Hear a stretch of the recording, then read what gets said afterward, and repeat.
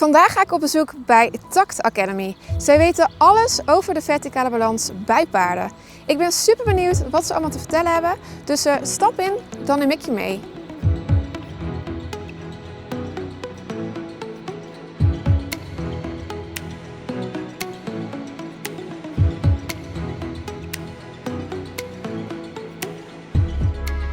Ik ben aangekomen bij Tact Academy. Ze gaan mij alles vertellen over de verticale balans, wat het is, hoe je het kan bereiken in je training en waarom het zo belangrijk is. Ik ben super nieuwsgierig, dus ik ga ze opzoeken. Hallo. Hoi, Susha. Ik ben Mireille. Van harte welkom in het mooie Empen. Ja, dankjewel. Super leuk dat ik hier vandaag mag zijn. Leuk dat je er bent. We gaan vandaag uitgebreid aan de slag met de verticale balans. Zeker. Je gaat er van alles over vertellen. Zeker. Van alles laten zien. Ook dat. Maar voordat we dat gaan doen, dan wil ik de kijkers thuis ook heel graag meer informatie geven over wie jullie dan zijn en wat jullie precies doen. Graag. Weet jij een leuke plek waar wij het over kunnen hebben? De keuze is reus, want het is natuurlijk super mooi weer. We kunnen bij de buitenbak, we kunnen bij de binnenbak, we kunnen bij de paarden in de paddock, op de wei. Zeg maar. De binnenbak. Heel goed. Oké. Loop maar met me mee. Helemaal leuk.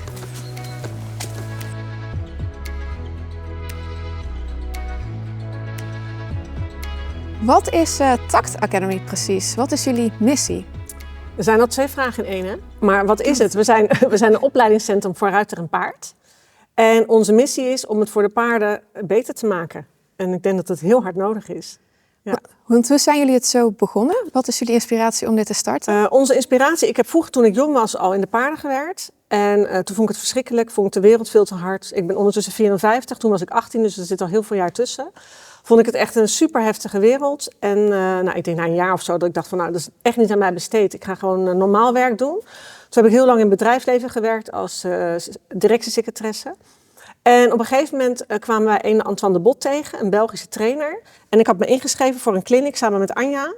En hij veranderde eigenlijk ons leven. Want hij deed iets met rechtrichten. Ik denk, dat doen we allemaal, weet je. Ik ben benieuwd. En het was zo anders. En ik weet nog dat ik bij hem de bak in kwam. En ik reed toen in het Z1 of het Z2 met een paard. Een heel mooi zwart paard. Ik had witte bandages, stang en trends. En les. En mijn kop ging eraf. Echt publiek erbij. En hij hakte mijn kop er echt volledig af. Van je met stang en trends rijden pas als je fatsoenlijk kan lichtrijden. En hij heeft te veel onderhals en te weinig buikspieren. En witte bandages gebruik je pas als je die echt naar voren ziet bewegen terwijl je erop zit. En echt super heftig. Maar ik wist ook gelijk dat het klopte wat hij zei. Dus dat was een beetje het begin. En Anja, mijn vrouw, die moest toen nog. Nou, die had echt zoiets van, ik durf niet meer. Dat was natuurlijk heel confronterend. Maar die man heeft echt ons leven veranderd. Want vanaf dat moment zijn we ons volledig gaan richten op wat hij deed. En heel veel naar België gegaan om van hem te leren. We hebben een opleiding, of eerst een vereniging opgezet om hem heen. We hebben een opleiding opgezet. En we hebben hem heel veel naar Nederland gehaald. En we hadden zoiets van, wow, weet je, dit is zo bijzonder. En ik heb hier nog nooit van gehoord. En het werkt zo waanzinnig. Dit moet de wereld weten. En vanaf dat moment, ben ik steeds meer paarden in training gaan nemen. Werd het te druk, kon ik dat niet meer combineren met mijn directiesecretaressenbaan. En toen dacht ik van dit is wat ik wil, ik ga dit doen. En toen ben ik weer, heb ik mijn mantelpakje aan de wilgen gehangen. En werd dit weer mijn dagelijkse outfit. Zo, prachtig. Dus het systeem hier is echt gericht op zijn denkwijze. Een heel stuk, maar daarna, ik ben sowieso altijd heel erg geïnteresseerd in de klassieke dressuur geweest. Ja?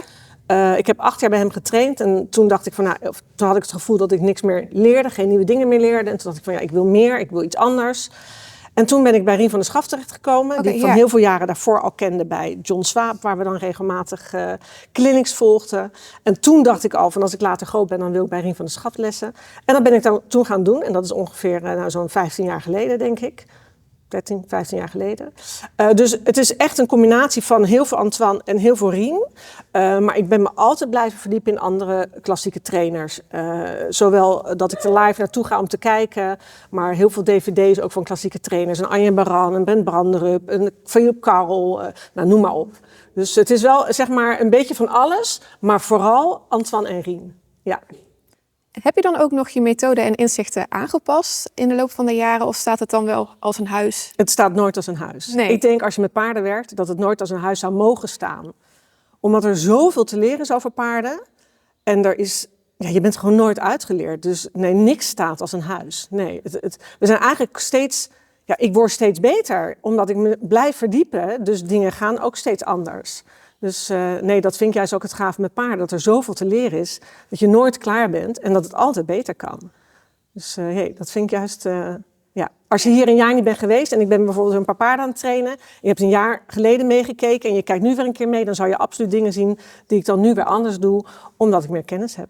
Doe de best you can until you know better. Yeah. Then when you know better, do better. Ja. Dat is hem. Ja. Dus dat vind ik echt een hele mooie spreuk. Nou ja, prachtig dat je blijft leren. Ik heb dat zelf ook heel erg. Ik ga natuurlijk langs allemaal experts. Ik denk dat je zoveel mogelijk informatie kan doen en kan doen en nooit uitgeleerd bent. Zeker. Waar komt de naam TACT vandaan? Ik heb al zo'n idee, maar ik weet het niet helemaal zeker. Ja, TACT is eigenlijk de onderste bouwsteen van het scala der Ausbilding. Oké. En TACT staat voor het ritme, de regelmaat van de gangen van het paard. Dat past gewoon enorm bij ons. Ik ben ooit, 20 jaar geleden zijn we begonnen onder stal Mireille. En dat past op een gegeven moment niet meer, want het is niet meer alleen Mireille. We hebben een heel team om ons heen. En TACT past er eigenlijk veel beter. Dus ik moest er zelf wel heel erg aan wennen. Ik denk dat we deze naam nu een jaar of 8, 9 dragen. En nu ik ben er super blij mee. Het past zo erg bij waar we voor staan. Dus TACT Academy. Waarom moest je eraan wennen? Omdat ik zo Stal Mireille gewend was, vond ik dan wel... En ik had een heel mooi logo, hangt daar nog, een oude logo van Stal Mireille. En het deed me eigenlijk pijn om dat logo los te moeten laten. Ik ben denk ik sowieso niet heel goed met dat soort veranderingen. Dus het deed wel een beetje pijn om een soort van mijn kindje los te laten. Terwijl het helemaal niet zo is, maar zo voelde het een beetje.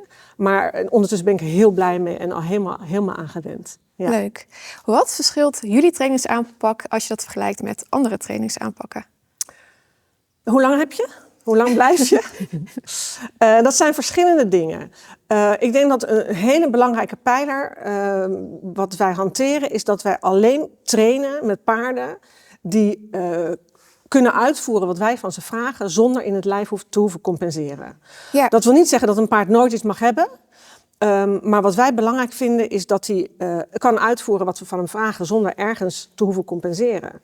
En dat betekent dat als paarden hier voor training worden aangeboden, dat ze altijd langs onze vaste dierenarts en behandelaar gaan. Ja, dus dat is één van die dingen. En dat is Linda van Diepen. En ik werk ook al ondertussen een jaar of 15 met haar samen al heel lang. En Linda is gewoon, ze is dierenarts, ze is osteopaat, ze is chiropractor, ze is craniosacraaltherapeut. Je moet altijd nadenken, ze is Jack Maar-therapeut, ze is kinesiologe, acupuncturist. Weet je, ze is zo breed opgeleid. Ja. En ik heb zoveel van haar al geleerd. En vroeger, en dat heb ik ook onder andere van Antoine geleerd. Ik ben gewoon heel handig met die paarden. En wat deed Antoine? Er kwamen kreupele paarden bij hem. Die trainde hij, die trainde ik later ook. Die maakte ik door training zuiver. Nou, en dan dacht ik, wow, weet je, top, dat heb ik voor elkaar. En later, door Linda, leerde ik met een heel specifiek paard, dat zou ik nooit vergeten.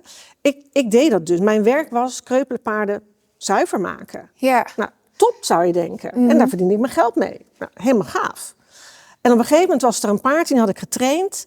En die was naar huis gegaan met de eigenaar. En een paar maanden later belde die eigenaar me op. Ze zegt, ik ben er ontzettend van afgestort. En ik durf eigenlijk niet weer met hem te beginnen. Wil jij weer een beginnetje maken? Dan durf ik daarna ook weer. Ondertussen was Linda in ons leven. Dus ik vertelde het aan Linda, dat paard kwam. Dus ik zei aan de eigenaar van, nou, uiteraard wil ik dat graag, maar vind je het goed dat Linda er eerst naar kijkt? Nou, Linda keek naar dat paard was echt heel slecht. En ik had dat niet gezien.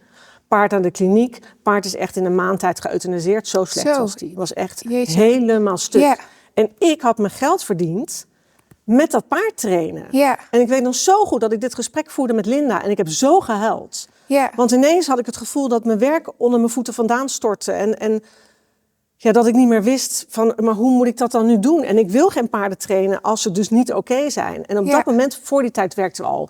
Was af en toe met Linda, als ik dacht, god, die is niet goed of zo, weet je, als ik het wel zag. Maar vanaf dat moment heb ik gezegd, ik ga niks meer trainen zonder Linda. En tot op de dag van vandaag is dat wat we doen. Ja, prachtig. Daar maken we ons niet altijd populair mee. Want er zijn heel veel mensen die zeggen, ja, maar ik ben al bij die dierenarts geweest en mijn paard is trainbaar. Ja. Maar wij zijn gewoon echt heel kritisch. En er zijn heel veel dierenartsen die een paard prima trainbaar vinden, terwijl wij dat niet vinden. Ja. Dus ja. En de mensen die hier naar de opleiding komen, laat je die paarden dan ook allemaal keuren? Nee, die paarden worden niet allemaal, dat is een goede vraag, die paarden worden niet allemaal gekeurd door Linda of gecheckt door Linda. Dus eigenlijk geen doen, het zijn er te veel en niet iedereen wil dat. Maar wij zeggen wel van tevoren heel duidelijk, oké, wij zijn heel kritisch op welzijn. Als een paard niet zuiver is of we vinden hem te schraal of wat dan ook, dan zeggen we dat. En dan verwachten we ook dat de leerling er wat mee doet. En dat is van tevoren, voordat mensen bij ons beginnen, heel erg duidelijk. Ja. Ik denk dat je hier ook die goede mensen naartoe trekt. Die ook, ja. Ik denk dat het in het begin vond ik het, en nog wel eens hoor, dat ik het zo moeilijk vind. Dat ik denk, ja weet je, wij zijn zo kritisch. En we staan best wel een beetje bekend om de zeikerts. Niet dat ik het anders zou willen, maar het is niet leuk om als de zeikerts bekend te staan. Maar nu denk ik ook ondertussen dat het juist ons unique selling point is geworden. Omdat steeds meer mensen daar juist voor kiezen. En dan weten ze, oké, als we naar TACT gaan, daar zijn ze zo kritisch. Dat wil ik. Ja. Maar er zijn ook echt mensen die het alsnog niet willen weten en niet willen horen. En dat is oké, dat moet ik ook loslaten. Dat is iedereen zijn eigen weg. Maar wij doen het dan niet. Nee. En ik heb echt mensen gekregen hier die met een paard kwamen, die met de vraag of ik wilde trainen. Nou, dat Linda daarnaar keek, echt volledig niet trainbaar in onze ogen. En ik heb zelfs een dame gehad, die heeft me tot 3 keer toe weer benaderd. Wil je hem alsjeblieft niet trainen? Ik betaal je er goed voor. Als jij hem niet traint, breng ik hem daar of daar naartoe. Ik ga het niet doen. Ik doe dit omdat ik van paarden hou en ik ga het niet doen als het niet oké is voor het paard. Ja, dat is een heel lang verhaal op 1 vraag. Nee, ik vind het prachtig dat jullie zo op welzijn gericht zijn. Dat vind ik echt gewoon mega belangrijk. Echt heel mooi. Ja. Nu ligt paardrijden een beetje onder vuur en paardenwelzijn wordt ook steeds belangrijker. Ja. Hoe kijk jij naar de toekomst van de paardensport? En ook, zie jij nog dingen die dan kunnen verbeteren? Ik moet je heel eerlijk zeggen, ik volg weinig. Om 2 redenen. Ik heb het gewoon mega druk met mijn eigen bedrijf. En hier doen we allemaal hele mooie dingen. En ik probeer vooral me op het positieve te focussen. En ik word heel verdrietig als ik nare dingen zie. Dus ik doe me echt wel een beetje bewust distancieren daarvan. Aan de andere kant, als je in de paarden zit, moet je ook wel een beetje weten wat er speelt. Ik zou het mooi vinden als de wedstrijdsport verboden zou worden. Omdat ik denk dat er door het rijden van wedstrijden, dat er heel veel geld speelt sowieso. Waardoor de paarden te jong, te zwaar belast worden. Ego's. Er gaat zoveel meer in om dan alleen maar welzijn. Of eigenlijk heel vaak geen welzijn meer, maar ego's en geld en prestatie.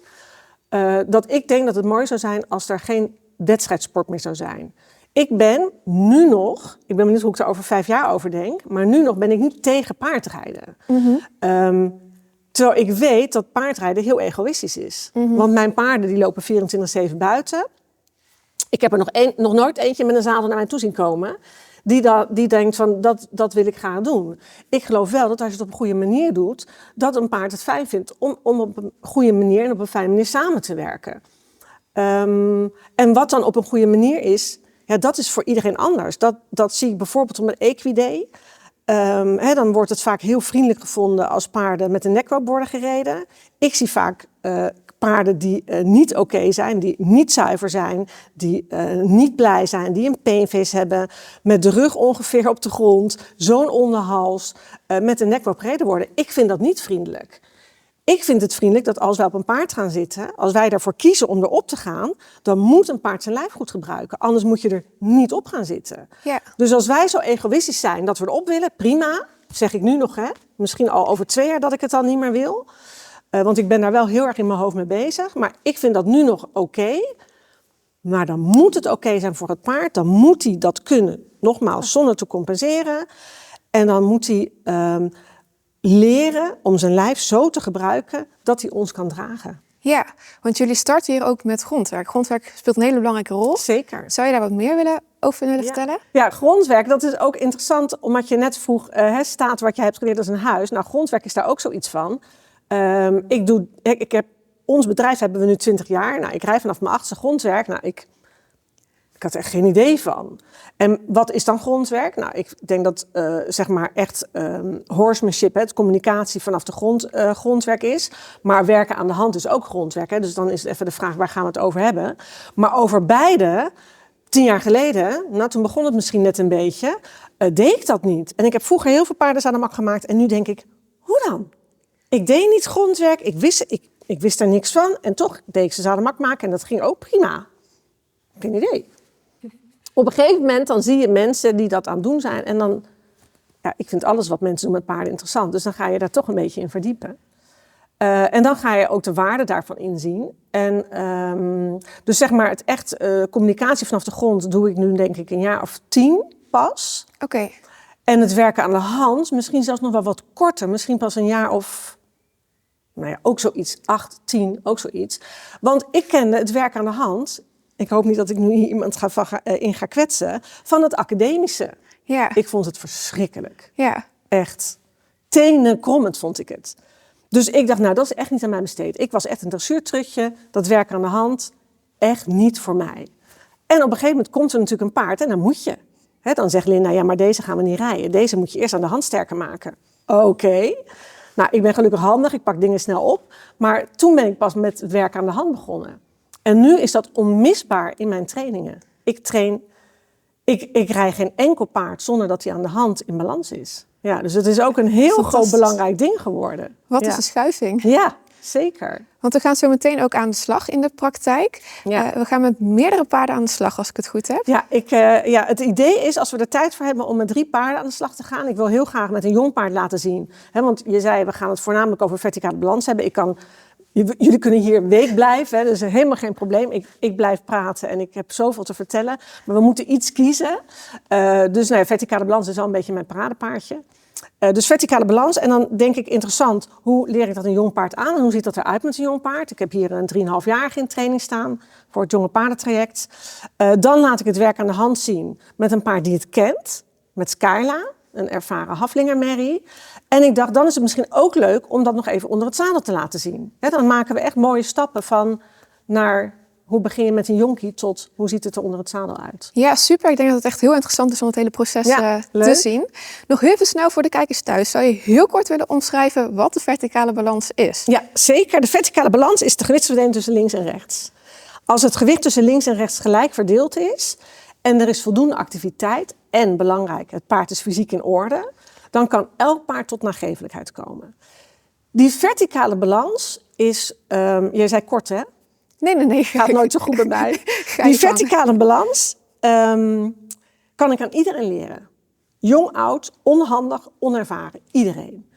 En als ik die verticale balans aan iedereen zou leren, dan zou dat heel veel blessures schelen voor de paarden. Omdat er kan zoveel verschil tussen het linker en het rechter voorbeen zijn, als een paard gewoon stilstaat, tot 150 kilo verschil. Nou, dat is echt huge. Ja. De ruiter zit ook nog een keer, in 9 van de 10 gevallen, aan de kant waar het paard meer gewicht heeft. Nou, ik weeg dik 75 kilo. Dus mijn 75 kilo komen daar ook nog een keer op. Ja. Dus het is heel belangrijk dat het gewicht tussen links en rechts gelijk verdeeld wordt. Maar het gewicht kan perfect gelijk verdeeld zijn over links en rechts. In combinatie met activiteit kan het paard tot nagevelijkheid komen. Maar daarbij wel op de voorhand zijn. Mm-hmm. Willen we dat? Nee. We willen natuurlijk het liefst het gewicht tussen links en rechts en voor en achter gelijk verdelen.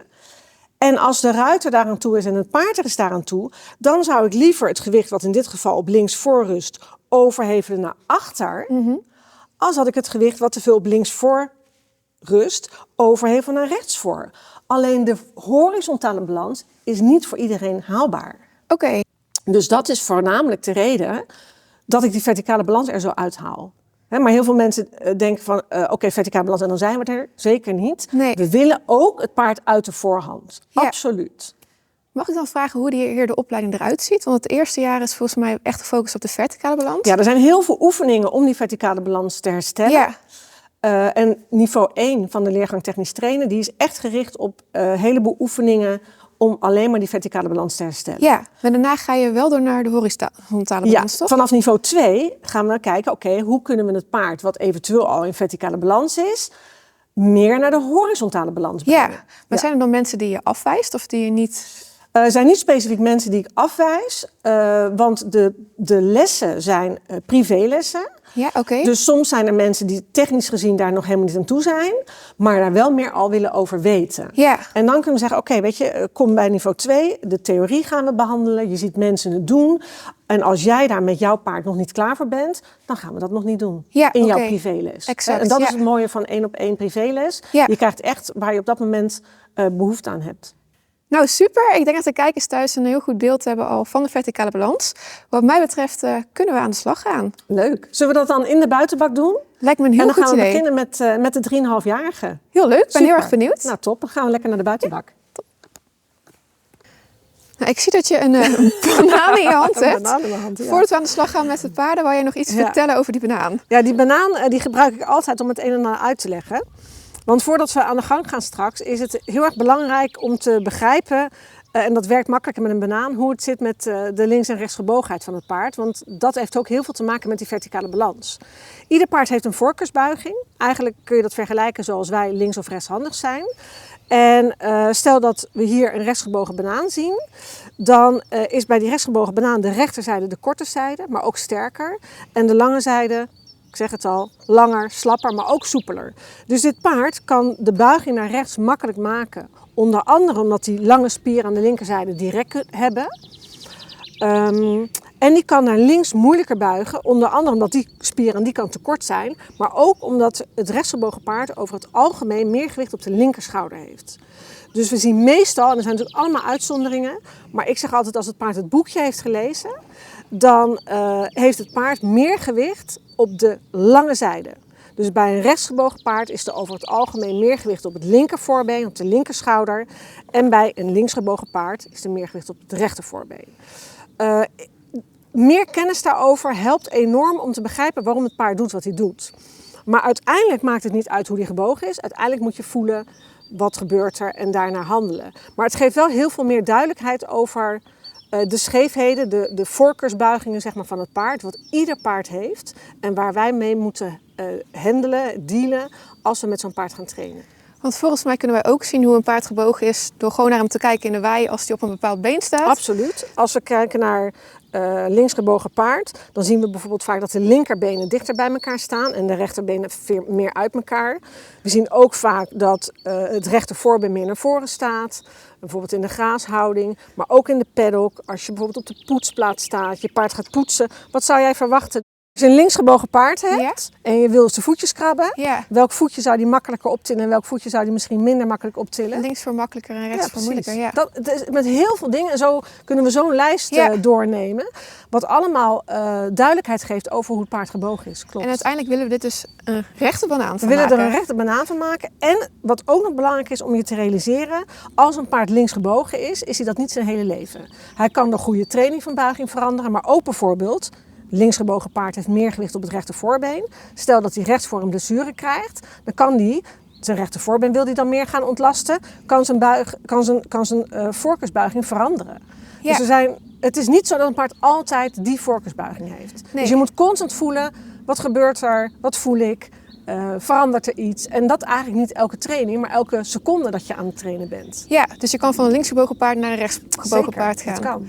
Ja. Nou ik denk dat het voor de kijkers nu een stuk duidelijker is. Dus laten we met de echte paarden aan de slag gaan. Precies, beter dan met de banaan. Dat gaan we doen.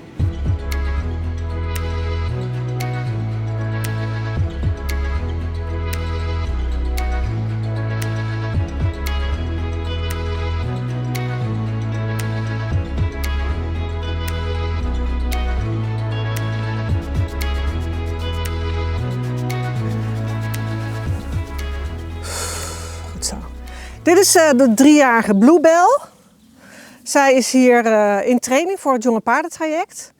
En met haar ga ik laten zien hoe ik een jong paard leer om schouders te verplaatsen eigenlijk. Ik ga eerst even gewoon een rondje met haar lopen. Wat ik de jonge paarden ook altijd leer, is dat ze met mij meegaan, een soort van aan mij blijven plakken. Als ik stop, moeten zij stoppen. Als ik achteruit ga, gaan zij mee achteruit. En als ik naar voren ga, gaan ze met me mee. Ik loop even bewust aan de buitenkant van haar.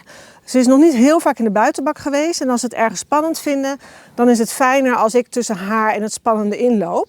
Dus mensen zullen misschien denken van, je loopt aan de verkeerde kant. Maar ik loop nu bewust even allebei de kanten op aan haar buitenkant.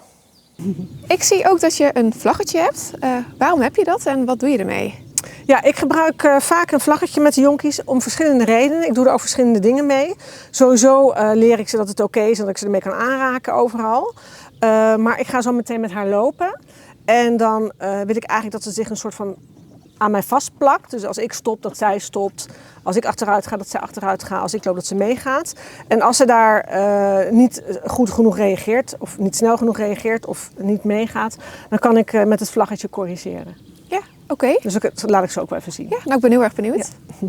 Dus ik loop even met haar. Dan kan ik voelen hoe ze is vandaag. Vindt ze iets spannend hier? Hoe voelt ze zich? Hoe is de connectie tussen haar en mij? Nou, je ziet heel mooi.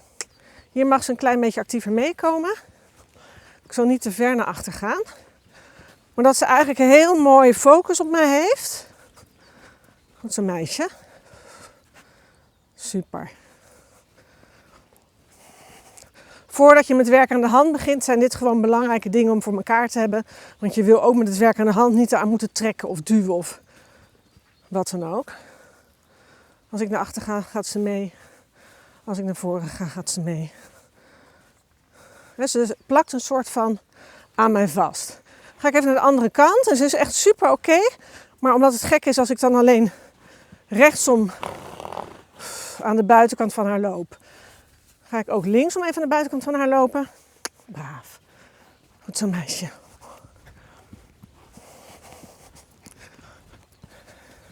En ook hierin, met dit gewone lopen, zorg ik dat er genoeg activiteit is. Super. Goed zo, vrouw. En dit wil ik gewoon eerst op orde hebben voordat ik überhaupt iets aan de hand ga doen, zeg maar qua werk aan de hand. Nou, zij is gewoon nu echt oké, mentaal. Dus dan is het ook oké dat ik aan de binnenkant loop. Als zij het heel erg spannend nog zou vinden om daarheen, dan zou ik nog langer aan de buitenkant van haar lopen. En als het heel spannend vindt, en sowieso ook de eerste keren dat ik met zo'n paard een nieuwe omgeving inga, dus bijvoorbeeld de nieuwe rijbaan voor haar. Goed. Even beter doen. Super. Dan neem ik haar, goed zo, helemaal aan het eind van mijn liedloop. En dan leer ik haar, dat kent ze al, maar dan laat ik haar helemaal achter me lopen. Nou, ik sta nu dus aan haar rechterkant. Ik vind het belangrijk om alles te doen, zowel van links als van rechts. En als ik de jonkies hier krijg, die nog helemaal niks kennen, merk ik wel vaak verschil. Dat een paard ons liever in het linkeroog heeft dan in het rechteroog. En als een paard al wat heeft geleerd, dan zie ik vaak echt een heel groot verschil. Dat ze heel erg oké zijn met alles wat ik aan de linkerkant doe. En dat ze echt niet oké zijn als ik dingen aan de rechterkant doe. Dus ik doe heel bewust dingen van links en van rechts. Ik loop links en rechts. Ik stap links en rechts op. Ik zadel van links en rechts. De andere is om volgorde. Ik zadel van links en rechts. En ik stap op links en rechts. Ik stap af links en rechts. Dus ik wissel heel veel af met waar ik loop. Ja. En vooral dat ze echt oké zijn in allebei hun ogen. Ik ga met haar schouders verplaatsen. En dan ga ik even een ander zweepje gebruiken. Ik werk met verschillende attributen. In dit geval vlaggetje, maar ook wel stick met een string eraan. Ik ga nu gewoon een zweepje pakken voor het werk aan de hand, voor haar schouders verplaatsen. Ik heb altijd het meeste gewoon bij me in de buurt. Dan kan ik pakken wat ik nodig heb. Dus ik pak even het zweepje. Ja. Ik ga nu je laten zien hoe ik zeg maar een paard leer om iets te doen met de schouders. Ik zeg wel eens, soms hebben ze niet eens een idee dat ze überhaupt schouders hebben. Wat ik ga doen is, zij kent het al wel, maar ik ga doen zoals ik het zeg maar ga leren als een paard er nog helemaal geen idee van heeft. En wat ik wil is als zij haar gewicht zeg maar zo heeft staan, dus ze heeft haar voeten zo staan, dan ga ik haar vragen om bijvoorbeeld naar die kant te gaan en dan mag ze met links voor beginnen. Of ze mag met rechts voor beginnen, dat maakt me niet uit. Maar ze moet die beweging maken. Of die beweging. En wat doen sommige paarden? Ja. Dus die verplaatsen zichzelf wel. Maar blijven dan bijvoorbeeld nog steeds op hun linkerschouder. Dus stel, ik heb nu meer gewicht op mijn linkervoet. Ik weet niet of je dat kan zien. Ja, ik zie het ook wel scheef. Ja, wat ik dan wil is die beweging van ze. En niet dit. Ja. Want nu is er weer meer gewicht op de linkerkant. Dus ik ga vooral kijken, hoe gaat ze opzij? En dat is echt mooi om te zien. Het mooiste is als je dat van voren kan filmen. Ik ga kijken of ze het een beetje groot wil doen, dat je het groot kunt zien. En wat is de reden dat je dit wilt? Ja, goede vraag. Het is super belangrijk dat ze leren het gewicht tussen links en rechts gelijk te verdelen. Dat is die verticale balans. Dus als ik haar zou gaan rijden en ze heeft geen idee dat er überhaupt iets kan met die schouders, ja, dan is het vanuit het zadel heel ingewikkeld om te leren. Dus ik leer het haar op de grond. Dus ik leer haar op de grond het gewicht te verplaatsen. Ja. En waarom is dat gewicht verplaatsen zo belangrijk? Een paard kan de wending doorvallen en de wending doorbuigen. Dan ga ik even kijken of ze wil blijven staan. Dan kan ik het met mijn eigen lijf voordoen. Wil je blijven staan, meid? Stel, we gaan een wending naar links maken. Dan zou het voor een paard logisch zijn om op deze manier de wending te maken. Dus ze valt Ze plakt goed aan je op vast. haar linkerschouder. En als het gewicht op die linkerschouder is, dan kan een paard nooit meer buigen. Dus fysiek gezien onmogelijk. Als je wil dat een paard de wending doorbuigt, dus dan op deze manier de wending doorgaat, dan moet het gewicht van deze schouder af zijn. Ja. Dus het is of vallen, Ja. nou super belastend, wil je niet, en ze kunnen nooit meer buigen. Of het is buigen en dan moet dus het gewicht van de binnenschouder af zijn.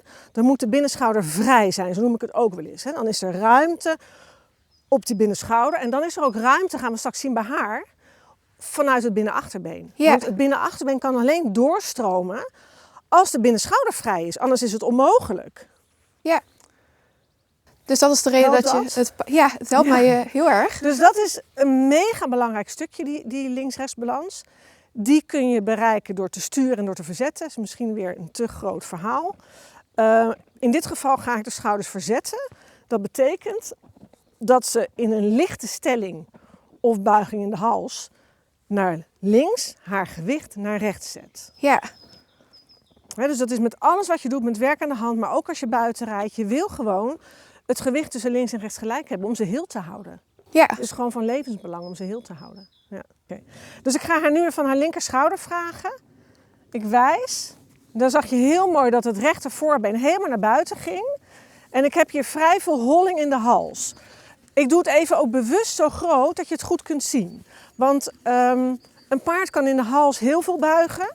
Een paard kan in de borstwervels bijna niet buigen. En alles wat er meer buiging is in de hals als in de borstwervels, wat nu het geval is er een overbuiging. Maar ik doe het even bewust om je te laten zien dat dan die schouder echt groot naar buiten is. Dus het gewicht is nu groot naar de buitenschouder.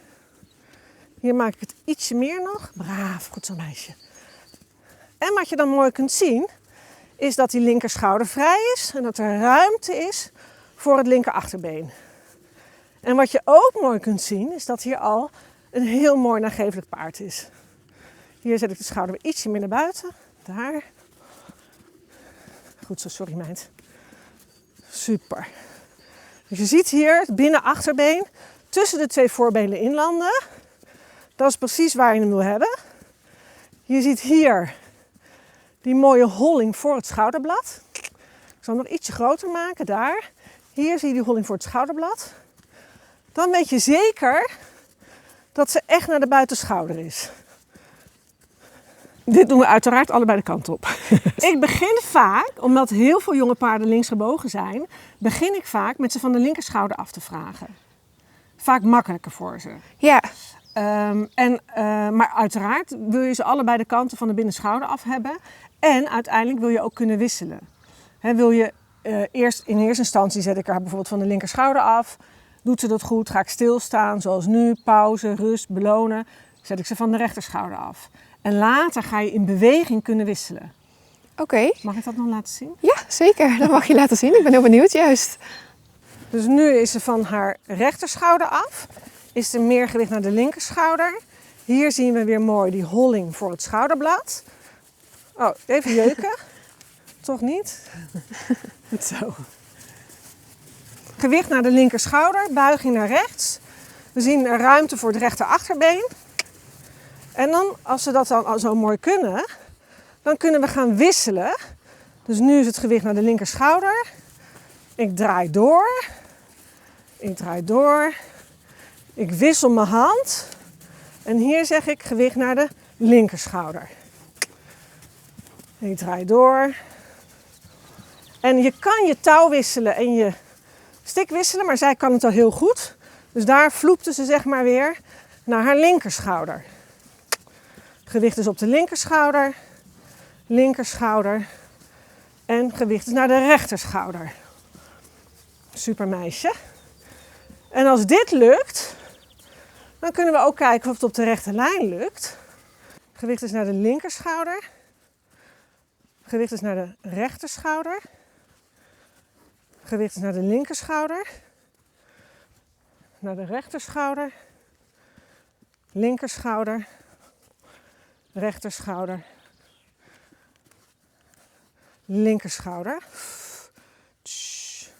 En ik zet ze altijd een pasje achteruit als ik stop, zodat ze niet in de boeg stoppen. Ze willen natuurlijk makkelijk een beetje in de boeg stoppen. Zet ik ze achteruit en zo leren ze dat ze niet in de boeg stoppen. En deze lijn was nu nog een beetje zo, een beetje groot. En dat kan steeds kleiner. Op een gegeven moment ga je zeg maar helemaal niet meer van je spoortje af en is het linkerschouder, rechterschouder, linkerschouder, rechterschouder. Terwijl er niet meer iets verandert in de richting. Ja, natuurlijk super kicken. Ik vind het al super knap hoe het er nu uitziet Ja. met zo'n jong paard. Dus ik ben heel erg benieuwd. Ze doet het super knap. Ja. Ja? Gaan we door naar het volgende paard? Ja. Of, oké. Ja, want dan kunnen we later, kan ik laten zien van oké, wat is dan de volgende stap? Ja, superleuk. Nou, goed Oké. gedaan.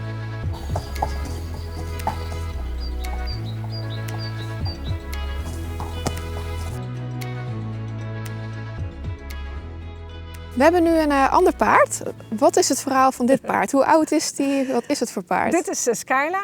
Het is Oké. een Haflingermerrie van 18 volgens mij. Ik ben Oké. altijd heel slecht om leeftijden te onthouden, maar volgens mij is ze 18. En zij woont hier. Oké. En ja, wij werken haar regelmatig aan de hand. En ik dacht, het is wel heel leuk om met haar te laten zien wat zeg maar dan een volgstap kan zijn na wat ik net met Blue heb gedaan.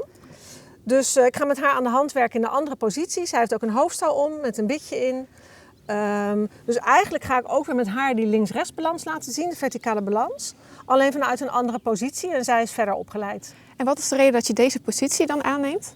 Ja, het is eigenlijk een voorbereiding of een combinatie met het rijden. Als ik haar in deze positie neem, dan is het eigenlijk, heb ik de teugelvoering hetzelfde als dat ik erop zou zitten. Dus dat is een van de redenen. Ik werk ook aan allebei de kanten, dus ik wil linkslopend links en rechtsom kunnen en rechtslopend links en rechtsom kunnen. Het lijkt meer op het rijden als wat ik net deed, zeg maar er voorlopend achteruit. Ja. Dat is echt het begin en dit is dan een volgende stap.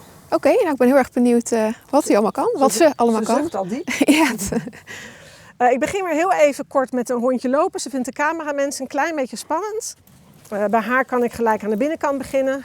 Ik ken haar heel goed. Ook weer even checken. Stopt ze netjes als ik stop. Goed zo, vrouw. Activiteit gelijk, heel belangrijk. Ik heb mijn zweep in mijn linkerhand. Als ik vind dat ze te traag is en niet voldoende reageert op mijn stem, dan doe ik even met het zweepje achterlangs op haar flanken. Super meid. Doe ik ook even de andere kant op.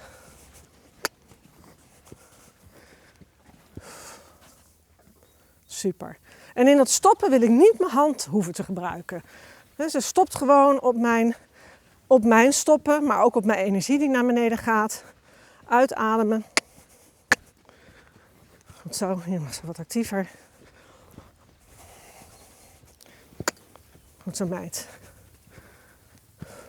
Super. Nou, en wat ik bij haar eigenlijk vaak doe, is gelijk vanuit zo lopen naar de werk aan de hand positie. ik ben heel erg benieuwd. Hoe ziet de handwerkpositie Ja, de er dan werk aan de uit? handpositie ziet er als volgt uit.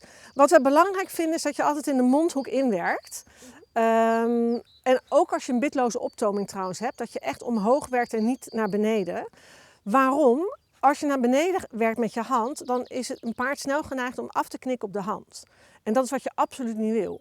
Nagevelijkheid begint echt vanuit het spronggewricht, bekken, rug, schoft, hals, nek, kaak en eindigt in de hand van de ruiter. Dus alles wat een paard afknikt, is wat ik niet wil en heeft ook niks met nagevelijkheid te maken. Dus als dit het paard is, en dit zijn een beetje verwaarloosde oortjes zou ik zeggen, maar hoe noem je dit? Een beetje rommelige oortjes. Maar dit zijn zijn oortjes, kontje. Als je de hals naar beneden vraagt, het hoofd naar beneden vraagt, dan gaat het hoofd naar beneden, kan daar heel licht voelen, lekker voelen, zacht voelen. Maar de rug kan naar beneden zijn, het bekken kan de verkeerde kant op zijn en de achterbenen stuwend. Dus het doet niks in het lijf. Terwijl als je hier gaat beginnen en je gaat het hier ontvangen, dan krijg je ander lichaamsgebruik. Ja, dus het is een resultaat van de achterkant die helemaal in orde is. In combinatie met die links-rechtsbalans. Ja. Ja. Dus daarom is die activiteit ook zo onwijs belangrijk. En daarom ook echt in de mondhoek werken. Ook als je met een bitloze optoming werkt. Niet je hand naar beneden en ook niet terug. Want als je de hals korter maakt, hoe korter de hals, hoe langer het achterbeen. Als we een paard bij elkaar willen, compacter willen, dan wil je de neus zo ver mogelijk naar voren. Het voorbeen kan landen waar de neus is. En als het voorbeen naar voren kan landen, dan is er ruimte voor het achterbeen. Ja. Dus als de neus te ver terug is, dan kan het paard misschien wel over de horizontale lijn bewegen. Maar het voorbeen landt dicht bij het lichaam. Ja, en dan is er geen ruimte meer voor het achterbeen. Ja. Dus de nagevelijkheid ontstaat. En ik vraag geen nagevelijkheid. Het is echt een gevolg van wat er allemaal in het lichaam gebeurt. Dus op het moment dat je het ziet, de meeste mensen zien het aan de voorkant, het hoofd gaat naar beneden, maar dan is er in het lichaam al van alles gebeurd. Dat hele proces is dan al lang aan de gang. Ja, ik heb het vroeger altijd verkeerd gedaan. Ik ook. Ik was altijd bezig met het hoofd naar beneden. Ik ook. Dus ja. Ik wist niet eens wat ik gereden. Oh ja. Ik wist niet eens wat ik aan het doen was of waarom ik het deed. En nu weet ik pas dat het een resultaat is van nog veel meer. Dus, heel herkenbaar. Daarom ben ik ook blij dat je dit soort filmpjes maakt. Ja. Want er moet gewoon heel veel meer kennis de wereld in. Ja. En nagevelijkheid is een cadeautje dat je krijgt als het allemaal klopt. En als ze dan actief stapt, dan ga ik haar hier naar de werk aan de handpositie. En dan zeg ik actief stappen. Ik neem contact. Zij moet er aanleuning van maken. Heel mooi, Skyla. Goed zo. En hier zie je al eigenlijk supermooi lichaamsgebruik. Moet haar vaak wel een beetje aanjengelen dat ze actief blijft. Goed zo, even proesten. En in dit geval liep ik rechts van haar. Loop ik links van haar, actief. Super meisje. Ik neem contact en zij maakt er aanleuning van door echt actief naar mijn hand toe te stappen. Het gewicht is nu gelijk verdeeld over beide schouders, waardoor ze kan nageven. Zo meisje, kom. En dan zal ik zo meteen laten zien dat ik ook op deze manier met die schouders kan spelen. Dus ik zal zo meteen ook weer richting de A en richting de C in dit geval, laten zien dat ik hier vandaan ook weer met die schouders kan spelen. Ik kom recht naar de camera toe. Hier is het gewicht naar de buitenschouder. Nu is het gewicht naar de binnenschouder. Naar de buitenschouder. Naar de binnenschouder. Naar de buitenschouder. Actief stappen. Kom. Goed zo, meid. En ik wil met die schouders eigenlijk alles kunnen. Dus dat wil ik ook op de volte kunnen. Nu heb ik op de volte het gewicht naar de buitenschouder, zodat ze naar binnen kan buigen. En nu zet ik het gewicht naar de binnenschouder. Sorry, meid. En nu verander ik de volte naar de volte rechts. Het gewicht is naar mij toe. Dus nu is dat de buitenschouder, waardoor ze naar rechts kan buigen. Dan kan ik op deze volte weer het gewicht van me afzetten. Naar me toe.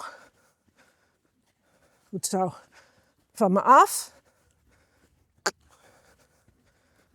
Naar me toe. Van me af.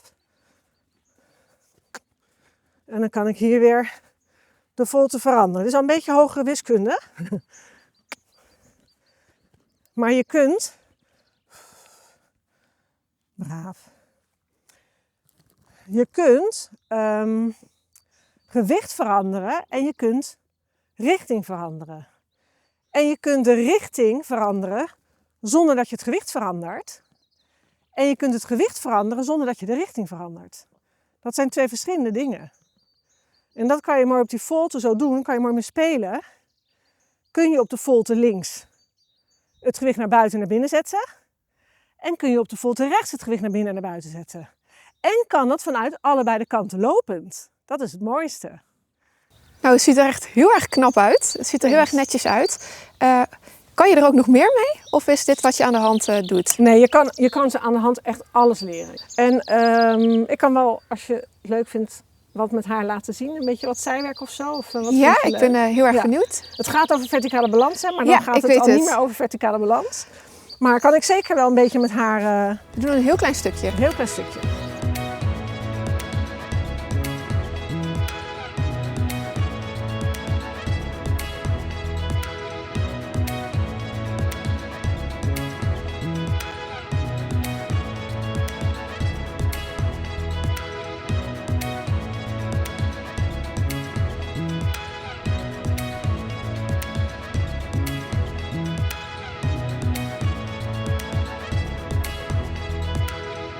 Oké, dit was dus werken aan de hand. Een stukje. Een stukje, ja. Het is natuurlijk heel uitgebreid. Je kan alle kanten op. Maar zeker. Zo lang hebben we helaas niet de tijd. We gaan dan nu over op het rijden, denk ik. Ja, dan is het denk ik leuk als ik ook weer die schouders laat zien onder het zadel. Ja. Super interessant. Want ik merk ook dat ik echt heel veel aan je wil laten zien. En we zitten gewoon met beperkt tijd. Misschien kunnen we het nog een keer doen. Ja. Maar ik denk dat dat leuk is dat we daar de focus op blijven houden. Dat we dan nu dat stukje ook onder het zadel Ja, ik heb het ook. Ik wil dan van horizontale balans weet ik wil alle oefeningen zien. Maar dat gaat niet passen. Ik ook leuk. Nee, maar we moeten gewoon rekening houden met de tijd die er is. En ik denk dat dit een mooi beeld geeft van de verschillende dingen. Ja. Zeker. Oké, nou Sky, ben jij klaar, meid?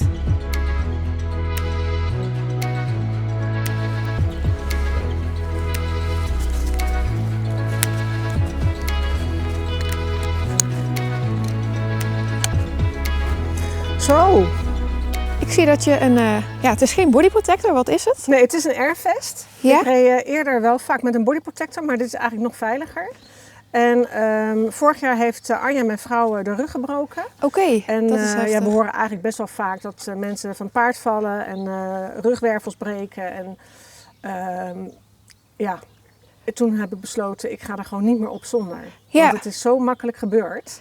Ik ben ook geen 18 meer. Dus ik ben wat minder verend. Dus ik rij altijd met een airvest. Ja. Verstandig. Heb je hem ook al nodig gehad? Of, Ik had hem eigenlijk een keer nodig, maar toen reed ik op een paard van een leerling. En toen deed ik... Want als ik een airvest heb, dan moet er ook zo'n... dan moet deze er ook aan, zo'n strap. En dan moet je aan je zadel maken. En nou ja, dat is dan niet heel handig als je dan even op een paard van de ander gaat. Dus als ik dan op een paard van de ander ga, doe ik even mijn body protector aan. En toen viel ik eraf met mijn body protector. dan ben je... Ja. Had ik natuurlijk liever deze gehad, want toen had ik wel mijn borstbeen en ribben gekneusd. Ook niet heel handig. Ja. Dus ik moet gewoon altijd deze aandoen. Ja, verstandig. Nee, ik heb er nog geen thuis, maar ik denk dat ik het ook maar ga aanschaffen. Ja, je hoort veel, laat ik zo zeggen, misschien is het ook leeftijdgebonden, maar wij horen echt best wel veel verhalen van hele nare vallen. Ja, dat doe je gewoon niet. En het is in een klein hokje, hij hoeft maar te struikelen, er hoeft niet eens wat te gebeuren. Ja. Als hij struikelt en ik vlieg voorover eraf of zo. Ja, exact. Dus, en vooral met zo'n hoogte. Het is een goed paard. Een heel eind, ja. Want wie is dit? Dit is echt jouw eigen paard? Ja, dit is, sorry, ik ga even zo. Ik dacht, ik ga er al op. Dit is Great George. Oké. Ja, en hij is, volgens mij is hij 13. Oh, is echt heel erg dat ik dat niet weet. Maar volgens mij wordt hij dit jaar 13. En je hebt hem al heel je leven? Ik heb hem vanaf zijn 4e. Oké. Ja, en het interessante is wel een leuk verhaal. Want wij krijgen regelmatig paarden gratis aangeboden. En wij reden dan ook vroeger op paarden die we gratis hadden gekregen. En op een gegeven moment wilden we eigenlijk allebei een paard erbij. En toen sprak Linda, onze behandelaar, de legendarische woorden: je zou ook een gezond jong paard kunnen kopen. En we dachten, nou, wat een onwijs goed idee. Ja, dat kan ook. Dat hebben we gedaan. Ja, dus allebei een gezond jong paard gekocht. En dat is deze. Dat is natuurlijk zoveel fijner en makkelijker. Dus je bent zelf begonnen met grondwerk, ook weer met handwerk. En, ik ben vanaf de grond af aan ook opgeleid. Hij was al wel zadelmak, maar werd volledig met de krimpte borst gereden. Ja. En het is een waanzinnig paard, maar ook met zijn moeilijkheden. Want hij is natuurlijk zo groot en hij is niet alleen groot, hij is ook heel massaal.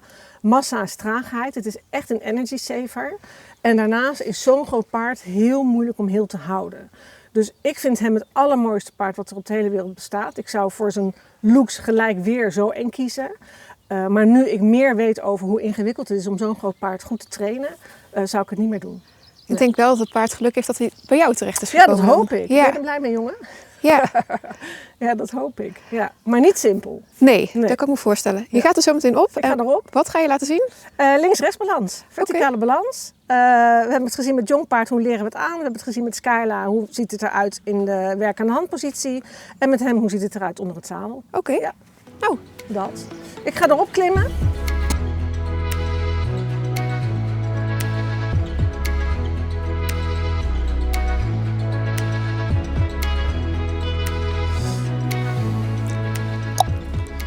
Ik koppel mezelf aan. En ik heb geklikt en dat betekent dat hij een snoepie krijgt. Een jongen. Oh, oh, oh, oh. Het is een jochie. Even het... geef je altijd een snoepje met opstappen? Ja, ik geef me altijd een snoepje met opstappen. Ja, doe met alle paarden. Kom maar vriend. George is dus een rechtsgebogen paard. Dus hij heeft voorkeur om meer gewicht op zijn linkerschouder te hebben. En ik ga zo meteen dan op de kwartlijn weer even, dat is de lijn van de hoek naar de A, van de hoek naar de C, dat laten zien. Als ik hem niet, ik ga het een beetje groter laten zien dan dat het echt is hoor. Maar als ik nou niks zou doen, dan is dit graag wat hij wil doen. Dus hij wil graag naar die schouder. En hij wil dan mij daar ook nog een keer hebben. Dus dit vindt hij lekker. En dan kun je je wel voorstellen dat hier dan veel meer kilo's zijn dan op die schouder. En zeker nog met mijn dikke 75 kilo. Dus dat moet gecorrigeerd worden. Nou, dat kunnen we doen door het sturen of door het verzetten. We hebben het tot nu toe eigenlijk alleen over het verzetten gehad. Maar ik ga ook even laten zien hoe dat sturen dan werkt. Hij gaat dus nu naar de linkerschouder. Ik stuur hem naar rechts totdat hij van de linkerschouder af is. En dan vervolg ik mijn lijn. Ik zal niet te ver weggaan. Zo jongen. Dus nu valt hij naar de linkerschouder. Ik stuur hem even naar rechts. Totdat hij van die linkerschouder af is en ik vervolg mijn lijn. En hier weer. En ik vervolg mijn lijn. Ik kom weer recht naar de camera toe. Hij valt naar de linkerschouder. Ik stuur hem een beetje naar rechts. En ik vervolg mijn lijn. Hier gaat hij weer naar de linkerschouder. Ik stuur hem naar rechts. En ik vervolg mijn lijn. Je mag ietsje actiever stappen. Valt naar de linkerschouder. En ik stuur hem naar rechts. Het naar rechts sturen doe ik... Kom maar, het is oké. Doe ik met mijn rechterteugel. En bij het sturen stuur ik zeg maar het hoofd naar rechts. En wacht ik tot zijn lichaam zijn hoofd volgt. Kom maar. Als alleen zijn hoofd zou gaan en zijn lichaam gaat niet mee, dan wordt het naar binnen vallen groter. Dus hier volgt zijn lijf heel mooi zijn hoofd. Hier ook. Ik doe nog een keer naar de camera toe. Hier valt hij naar de linkerschouder. Ik stuur hem naar rechts, zijn lichaam gaat mee en ik vervolg mijn lijn. Kan ik hem ook weer een beetje naar links sturen. En zodra hij weer naar links valt, zeg ik nee, blijf naar rechts en ik vervolg mijn lijn. Blijf naar rechts en ik vervolg mijn lijn. Dus dat is het zogenaamde sturen, waarbij ik dus eigenlijk heel simpel gezegd zijn hoofd stuur en zijn lichaam zijn hoofd volgt. Nu ga ik de volgende lijn, ga ik de schouders verzetten, zoals we dat hebben gedaan met Bluebell en met Skyla. Ik ga naar stelling links en ik zet met mijn rechterhand de schouder naar rechts en ik laat los. Binnenhand gaat omhoog, buitenhand gaat naar buiten en ik los. Binnenhand omhoog, buitenhand naar buiten en ik los. Dus op deze manier zet ik de schouder weer naar buiten, wat we hebben gedaan met Jonkie, bij Bluebell en bij Skyla, alleen nu onder het zadel. En dan is mijn stellingvragende hand dus omhoog en de hand waar ik het gewicht naartoe wil hebben, gaat opzij. En zodra ik voel dat hij zijn gewicht meeneemt, doe ik 2 handen naar voren en kan ik hem wat meer activeren. Die gaat omhoog, die gaat naar buiten en 2 handen naar voren. Omhoog, naar buiten en 2 naar voren. Dus ik neem het gewicht mee naar de rechterschouder. Hierin doe ik niks met mijn been. Ik ga pas mijn been gebruiken als ik de achterhand wil verplaatsen of als ik activiteit vraag. Dus ik zet hier, doe het weer heel groot, de schouder naar buiten, de achterhand naar binnen, schouder naar buiten, achterhand naar binnen, sorry jongen. En dan heb ik een travers. Dus nu ga ik de schouder naar binnen zetten en de achterhand naar buiten. En dan heb ik dus een ramver. Ik zet de schouder naar binnen met mijn linkerhand. Met mijn linkerbeen zet ik de achterhand naar buiten. Dus mijn schouder gaat daarheen, mijn achterhand gaat daarheen. En dan heb ik een ramver, sorry. Een ramver. Goed zo. Goed zo, jongen. En dan zal ik zo meteen een keer van de traver naar de ramver wisselen. Kom maar. Ik begin in een traver. Ik doe het allemaal heel groot, hè. Even bewust. Schouder verplaats ik, achterhand verplaats ik. Ramver. Traver. Kom. Ramver. Kom. Traver.